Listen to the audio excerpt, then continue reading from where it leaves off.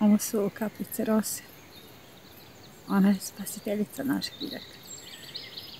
Rosa nije neutralna tečnost. U sebi ima i fosfor i azot. Tiho govorim zato što je rano jutro i ne želim da provodim biljke. Rosa zaista spašava naše biljke i mislim da je mnogo važnija od samog zalivanja.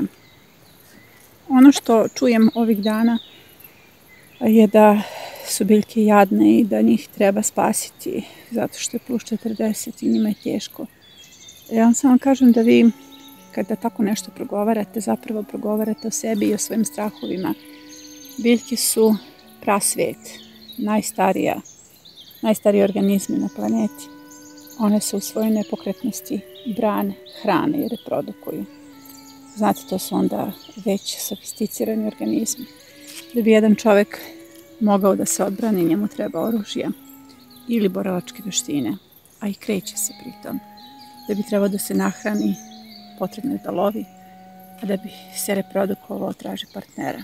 A biljke sve to rade u svom mestu. To znači da dopustite biljkama da rade na vašim strahovima, da vam pomognu da shvatite suštinu života. A u današnjoj epizodi mi pričamo o smeni kulture u tunelu za mrkve. Prvi modeli su samoodrživi sistemi koji se postavljaju na vreme, a vreme je upravo kraj avgusta, tada bi trebalo već da mislite o prvom modelima, jer vidite sve ovo što sada gledate se zaliva jednom nedeljno. Prvi modeli se zalivaju jednom nedeljno obilno, dakle potrebno je da zalijete dobro čitavu površinu gredice, jer je tlo živo, a za život u tlu potrebna je organska materija, kiseonik, toplota i vlaga. Za vlagu se mi pobrinemo, a za toplotu se pobrinu sami mikroorganizmi. Ovaj model koji vidite ispred sebe je potpuno samoodrživ. Ovdje su biljke kasno ubačene, a zapravo na osnovu izgleda lista, jer je berba već naročito na kornižonima intenzivna, i na osnovu ploda lista paprika, ovo su čili koji imaju već obilan rod na sebi. Možete tačno da vidite da su biljke zdrave i da su zadovoljne, jer jedino zadovoljna biljka daje zdrave plodove za nas. A hoću sada da vidite ovaj prizor. Ova tikvica je već snimljena nekoliko puta i dala je do sad već 7 plodova. Evo, još uvek ima 5 novih. Ovo što sada gledate jeste pravilno pinciranje krastavaca iza 5. lista. Dakle, to je ono što vama savjetujem i u učionici i na platformi i na samom YouTube kanalu. Kada redovno pratite loze, pincirate primarnu, zatim sekundarnu granu i dođete do tercijarnih grana na kojima se nalazi plod iza svakog lista. Upravo je to ono što gledate.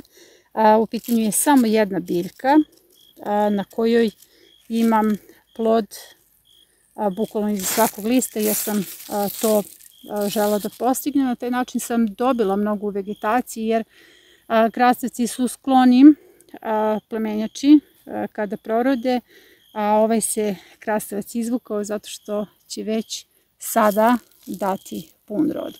I ono što je najbolje od svega, ovo je tek početak, jer tercijarne loze su tek krenule sa rastom. Evo svuda, i ova susedna biljka ima istu situaciju. Svuda se nalaze plodovi iza svake loze. Evo imate istu situaciju i ovdje. Sada je neophodno ovaj krastavac hraniti dobro, jer ova količina plodova koja se nalazi na njima trenutno može da obori njegov imunitet. Ambrozije jedemo nedelju dana, dakle đubrivo od ambrozije u koji će se dodati 1 čaša pepela. Ja sam vrlo zadovoljna postignutim. Ovo je samo veština koju svako može da savlada. Samo je bitno da pratite lozu i da pratite vreme kada je potrebno skratiti ove loze.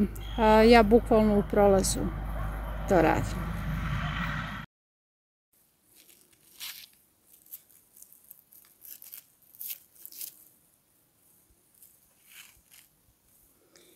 iza svakog lista rod.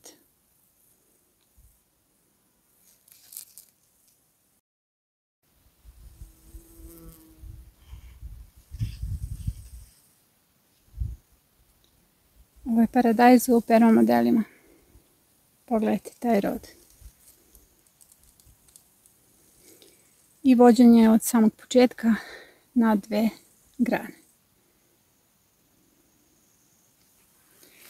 I sada sledi berba. Obožavam ovu sortu.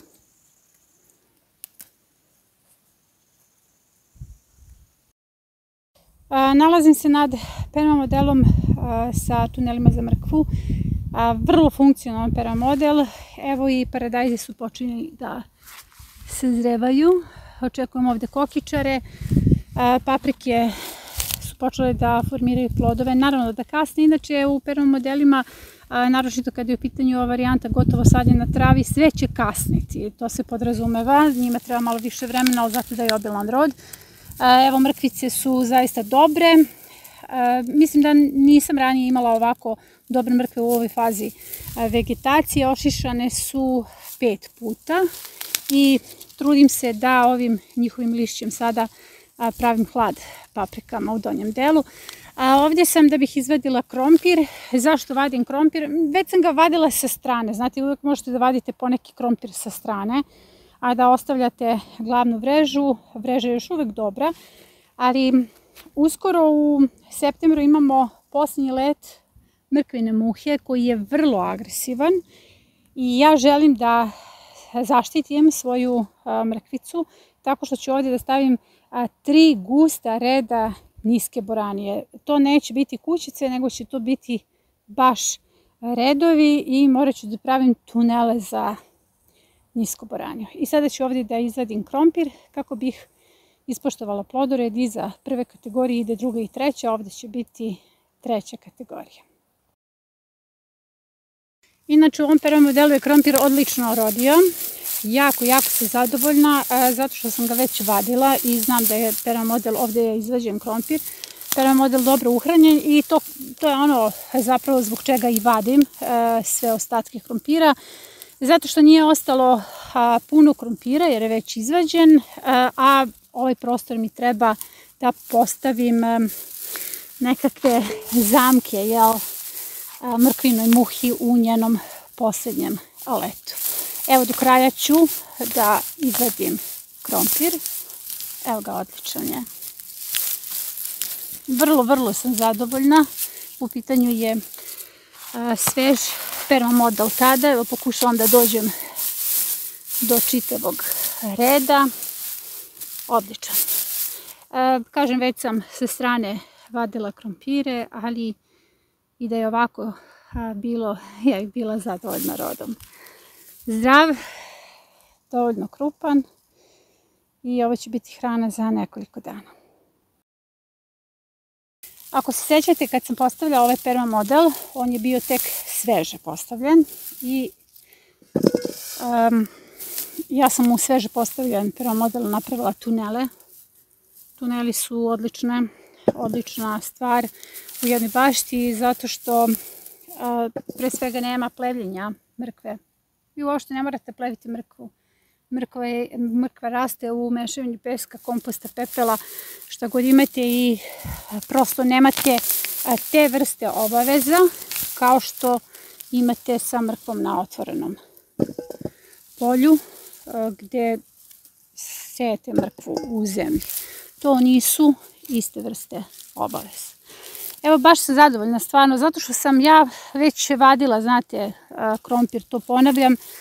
Šta bi bilo da ga nisam vadila? Ja sam sa strane već vadila komade, što znači da mu je baš pozicija između mrkve i ovdje paradajza, paprika baš odgovara. Evo, neko se i nahranio, to ćemo ostaviti sa strane. Ovo je kratak permamodel, ima 2,5 metra i vrlo sam zadovoljna ovim što sam dobila. Ja ću sad sve to da pregledam. Ono što je najbolje, vidite, imam i pesak pomešan sa kompostom.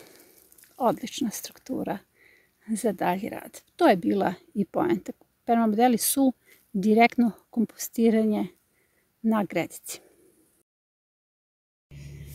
Za današnji obrok mi trebaju čiliji, pa sam ih ubrala, berem usput paradajze i ono što je najbolje od svega, svaki dan berba mlade boranije, ali svaki dan. To je ono što želim da imate u svojoj bašti, želim da imate turnuse.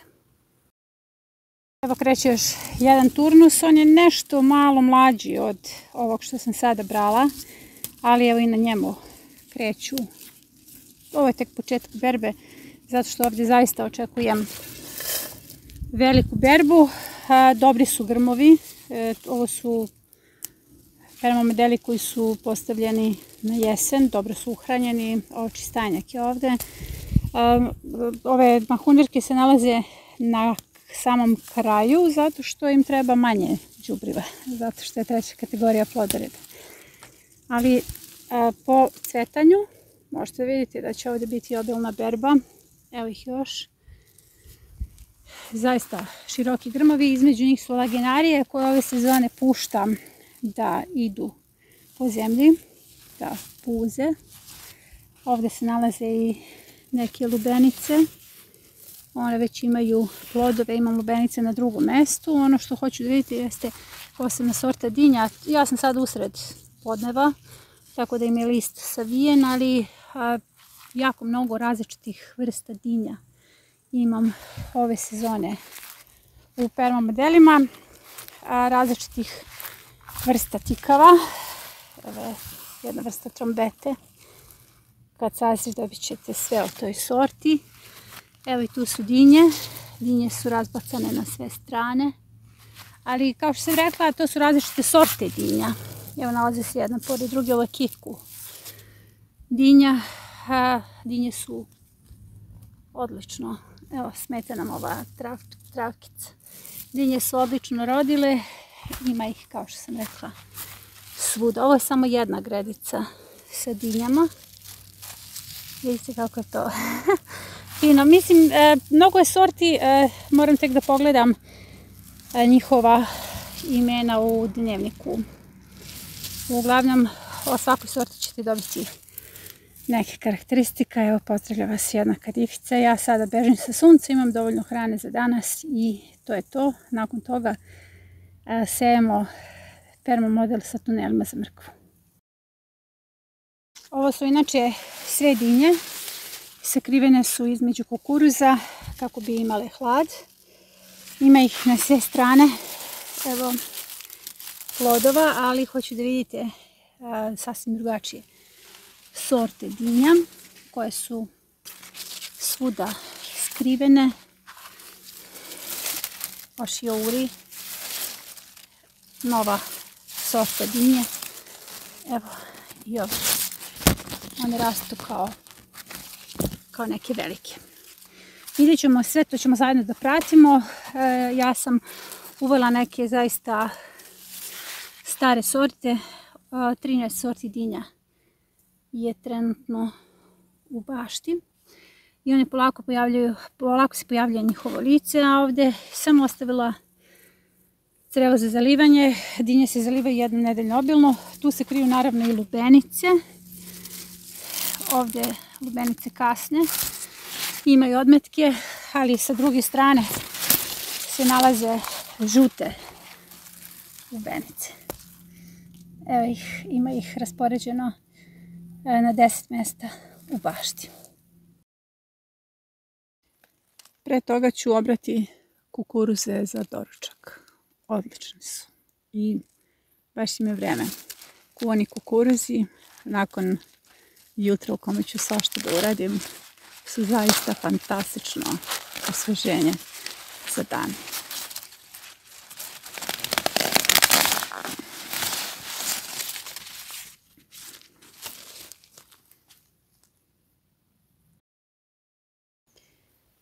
Nema veće umetnosti od jutarnje rose na cvetu lagenarija. Pogledajte kako je to tkanje.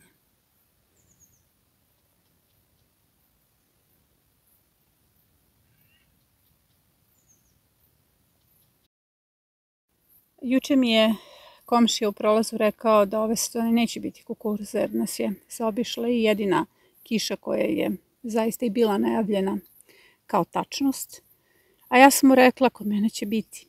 Vreme je da pređete na biološke metode jer svi mi koji se bavimo proizvodnjom hrane smo svesni da se zaista dešavaju klimatske promjene pred našim očima i ukoliko pređete na biološke metode shvatit ćete koliko ste u prednosti. Uzgoj permamodelima je pre svega lak, ljubav je i lekovit za same biljke. Kao što vidite, ovi kukuruzi su uzgojeni u permamodelima. Imala sam nekoliko berbi, imaću ih puno zato što uglavnom sejem sve u turnusima i nisam se mnogo namučila da dobijem rezultate. S nama je ponovo Konstantin i sada nadograđujemo permamodel sa tunelima za mrkvu.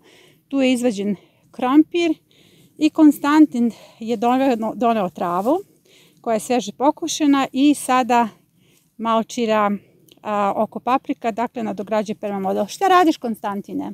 Ja sam došla biljki ja pomoć. Hvala ti puno, mi smo ti svi jako zahvalni. Sada ćemo mi zajedno da nadogradimo permamodel i da radimo kanale, setvu u kanale niske boranije. Odlično to radiš.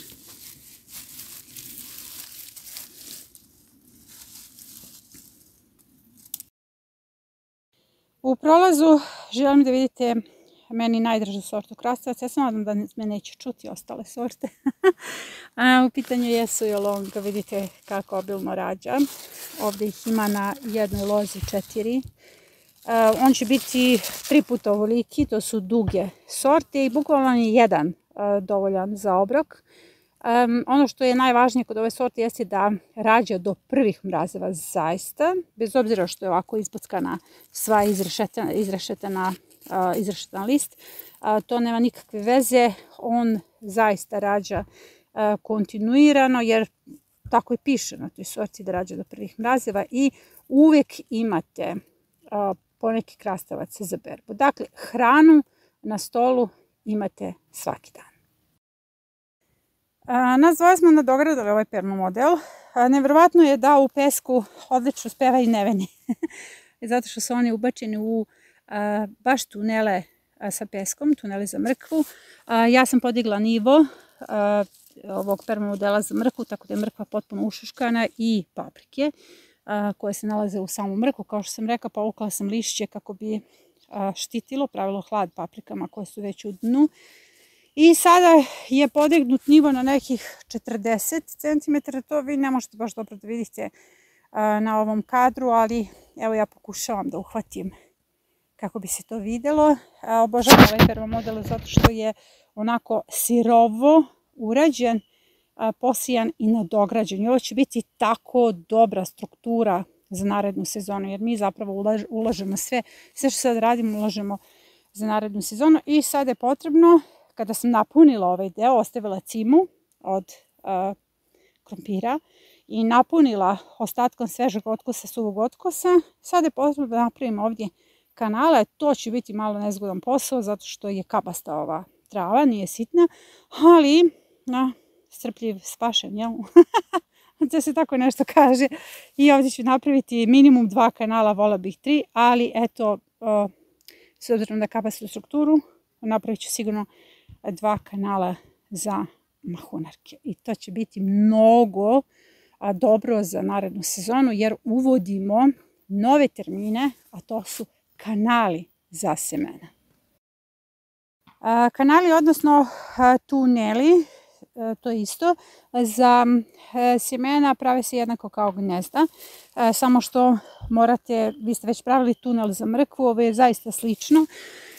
Ovdje usred samog permamodela treba napraviti prostor i onda se tu stavlja zemlja. Dakle, to morate da punite. Ja sam uzela zemlju sa drugog permamodela, zato što ne volim da uzimam tuđu zemlju jer ne verujem nikom osim sebi.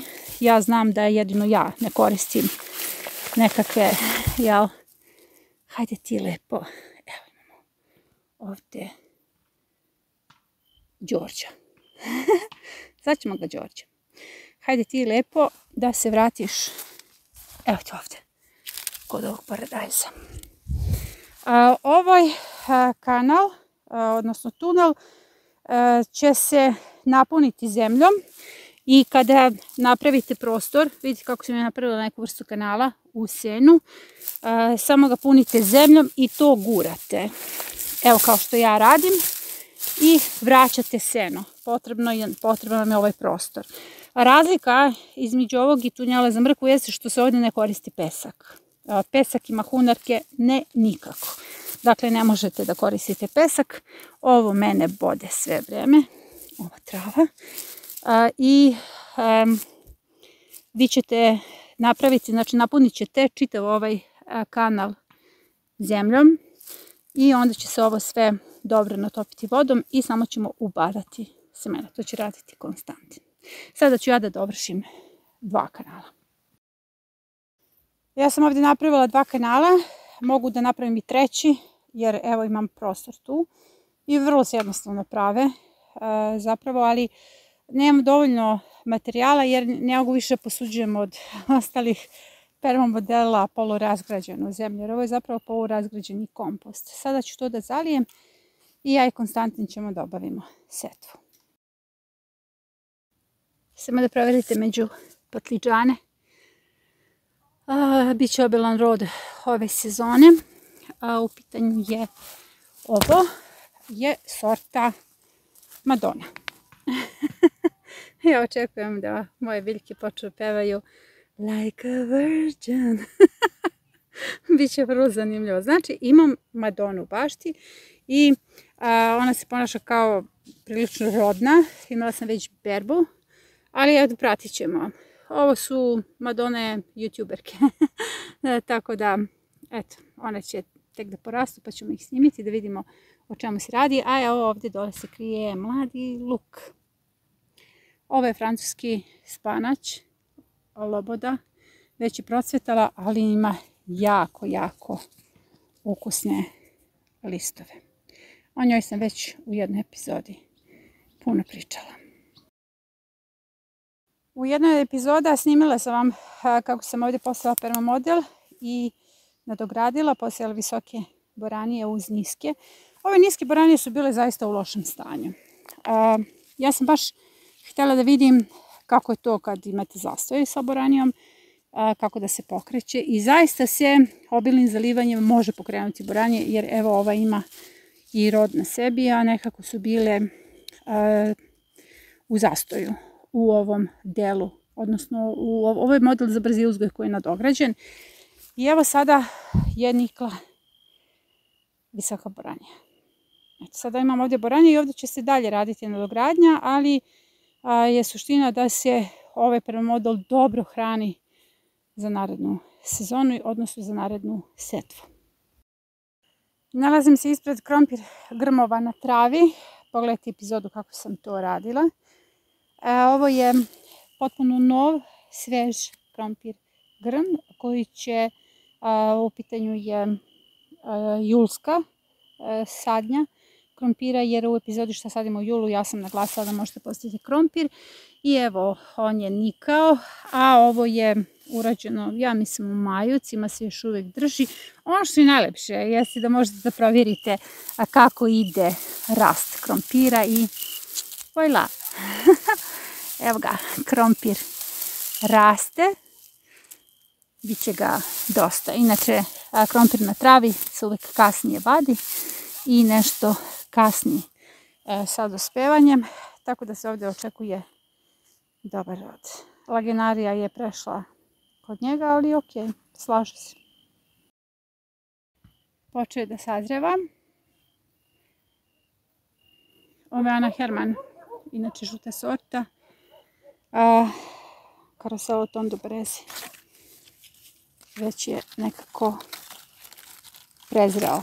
Ja pokušavam da ga skinem sa loze jednom rukom, ali ne mogu, morat ću da spustim kameru, ali evo Madonna. I ovdje se krije Madonna koja ima čak 3 ploda na sebi. Odlično, vidjet ćemo kako peva Madonna u našoj bašti. Idemo sada da posijemo poraniju dok nije pao mrak. Vrlo je bitno da dobro zalijete ove kanale, zato što je bitno da se sada na ovim vrelinama seme stavlja u mokru zemlju. Ne smete da stavite seme u suvu zemlju zato što će vam sebe izgoreti. I treba nam vlaga i vrlo brzo će ovo klijati. Konstantin, jesi spreman za setvu? Jesam. Sad ćemo. Evo sada mi radimo setvu. Konstantin će vam pokazati kako će raditi setvu u ove tunele, kanale za nisku boranju. Kao što vidite, on stavlja seme na 2 do 3 cm. Odlično to radiš.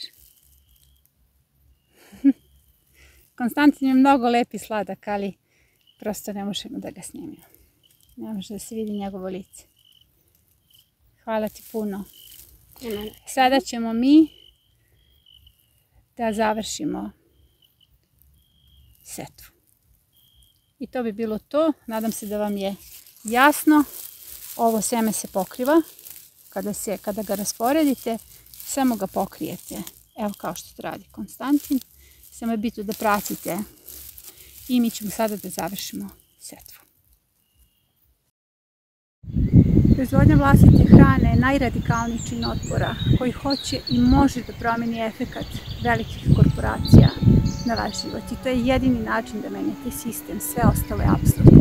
Onog momenta kada uđete u market, kupite hranu koja je višestruko tretirana, vi ste platili sve te korporacije. Proizvedite i onu malu, najmanju salatu koja je vaša. Znate šta jedete i dali ste svoj doprinos očuvanju planete. Na kanalu vas učim kako da to uradite, kako da na što bezbedniji način proizvodite hranu po biološkim metodama. Učimo o resursima. Znanje o resursima je vaš uvod u nezavisnost. Zapratite kanal.